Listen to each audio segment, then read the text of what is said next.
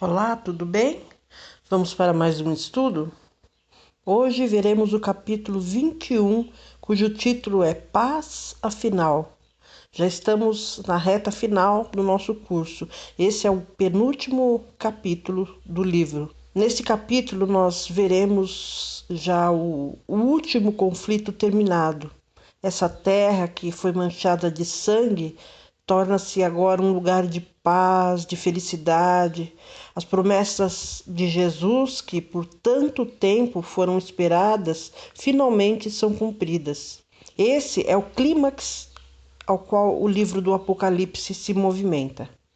No verso 1 nós lemos: E vi um novo céu e uma nova terra, porque já se foram o primeiro céu e a primeira terra, e o mar já não existe. Quão preciosas são essas promessas de Deus! Pedro disse lá em 2 Pedro, no capítulo 3, verso 13: Nós, segundo a sua promessa, aguardamos novos céus e nova terra, onde habita a justiça. E também em Isaías, no capítulo 65, verso 17, lemos: Eis que cria os céus novos e nova terra, e não haverá lembrança das coisas passadas, nem mais se recordarão. Não só o pecado, mas também a lembrança do pecado será apagada. O apóstolo Pedro fala de 3 mundos, se referindo a 3 fases desse nosso planeta. O primeiro, ele se refere ao mundo antes do dilúvio, como o mundo que então existia. Isso está mencionado lá em 2 Pedro, no capítulo 3, verso 6. O segundo mundo a que Pedro se refere é o mundo presente. Ele diz o céu e a terra que agora existem. Nesse mesmo capítulo aí de 2 Pedro, no capítulo 3, agora no verso 7.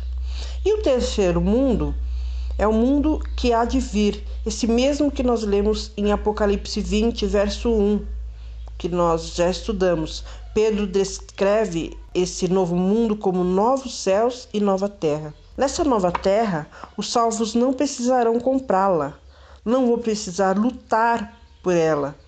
Será uma herança para eles, para sempre. O texto aí diz: o mar já não existe. Quando ele escreveu essas palavras, ele estava isolado numa ilha penal chamada Patmos, como nós já vimos no capítulo 1 que nós estudamos.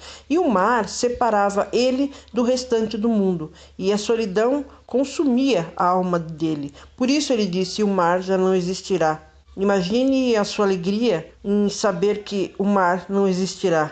Quantas vezes João presenciou tempestades que ocorriam no mar, mas na terra que será feita nova não haverá fúria de tempestades, não haverá praias juncadas de destroços, mas somente calma, paz e eternidade.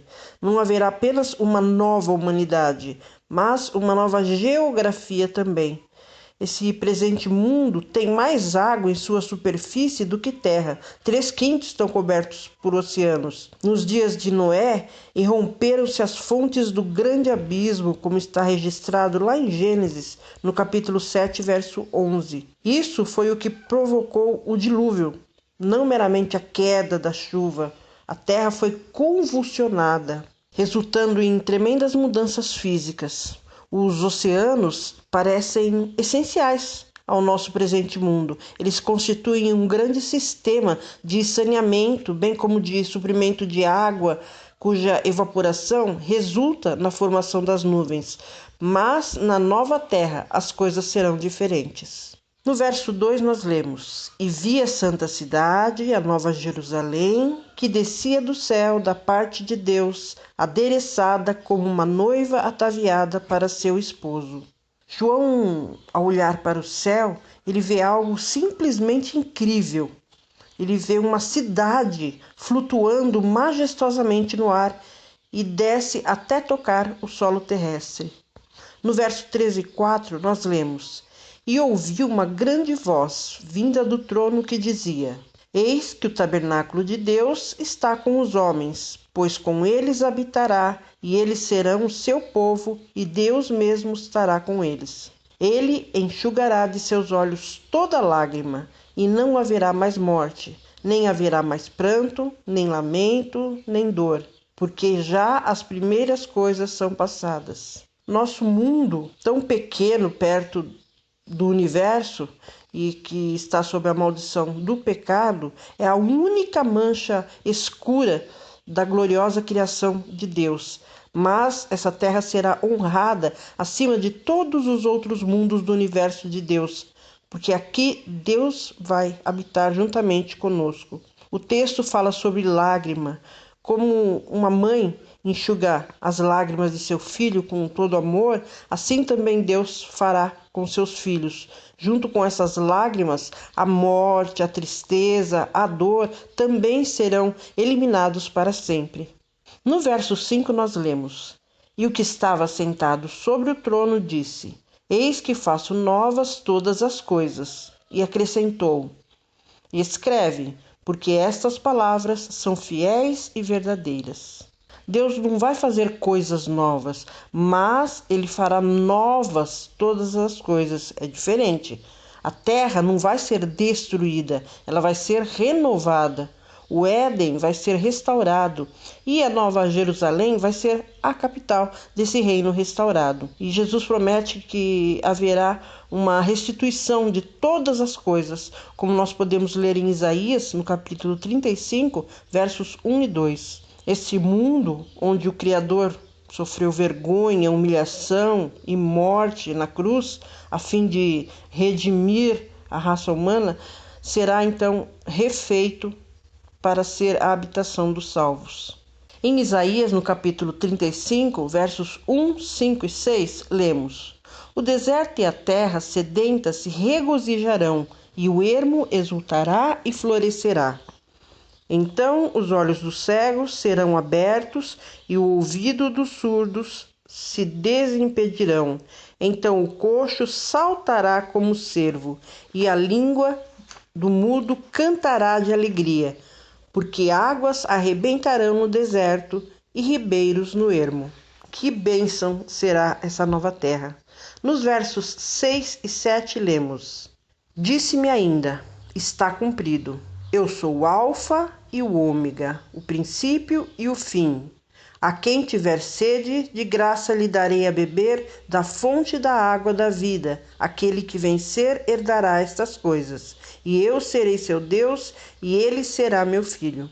Nós vemos aqui nesse texto novamente o título atribuído a Jesus, Alfa e Ômega, como nós vimos lá no capítulo 1, onde ele também diz que é o princípio e o fim de todas as coisas. Ele é o começo, porque foi ele quem criou essa terra, e essa terra era muito boa, como diz lá em Gênesis 1, verso 31. 6.000 anos de pecado quase que apagaram a perfeição com que a terra foi criada. Mas Jesus também é o fim. E quando ele recriar essa terra, ela será muito boa outra vez. O texto aí fala sobre aquele que vencer. A herança não é prometida a todas as pessoas, mas àqueles que vencerem. Cada cidadão do reino terá sido testado e provado. Os pecadores nunca seriam felizes no reino de Deus. Nós precisamos vencer o pecado através do sangue de Jesus. Mas tem pessoas que viveram na terra, talvez nossos vizinhos, ou mesmo entes queridos, que não estarão lá. E os versos seguintes nos mostram quem são estes que não estarão lá. Verso 8 diz: Mas quanto aos medrosos, e aos incrédulos, e aos abomináveis, e aos homicidas, e aos adúlteros, e aos feiticeiros, e aos idólatras, e a todos os mentirosos, a sua parte será no lago ardente de fogo e enxofre, que é a segunda morte. Veja só, o texto fala aí dos covardes. A primeira categoria que fica sem herança é a dos covardes. Eles poderiam estar por toda a eternidade com Jesus, mas eles têm medo de ficar ao lado de Jesus. Temem ser ridicularizados pelos seus amigos aqui na Terra, né? Temem a perda do prestígio social, temem a possibilidade de perder o emprego. Enfim, eles se envergonham de Jesus. Então esses não estarão na nova terra. Veja, eles não são criminosos, não são assassinos, não são adúlteros, não são bêbados. Eles são pessoas boas e honestas, mas se perderão e serão classificados junto com os abomináveis, porque eles temem fazer o que é certo. É preciso coragem para tomar uma posição ao lado da verdade. Como, por exemplo, Pilatos. Pilatos, quando julgou a Jesus, ele não viu nenhum pecado, nenhum mal que Jesus haja cometido. No entanto, com medo de perder a posição dele, ele simplesmente lavou as mãos e deixou que o povo fizesse o que quisesse com Jesus, que o crucificassem. E acabou assim sendo culpado também pela morte de Jesus. E posteriormente a história nos conta que ele perdeu a sua posição social também. Não queria perder, mas acabou perdendo, justamente por causa da covardia. Esses covardes aí que diz no texto não se referem àquelas pessoas retraídas, mas sim àquelas pessoas que escolhem a segurança pessoal em vez da fidelidade a Deus. E principalmente agora, no tempo do fim. O texto também fala sobre os abomináveis, que é um termo associado à idolatria. Tudo que nós colocamos no lugar de Deus para ser adorado é idolatria, e isso para Deus é abominação. O texto também fala dos incrédulos. Há aquelas pessoas que acham que é um sinal de cultura, de erudição, duvidar da palavra de Deus. E a descrença deixará muita gente fora do reino de Deus. O texto aí fala também dos mentirosos. Aquelas pessoas que são desonestas estão classificadas aí também juntamente com os assassinos e com os idólatras.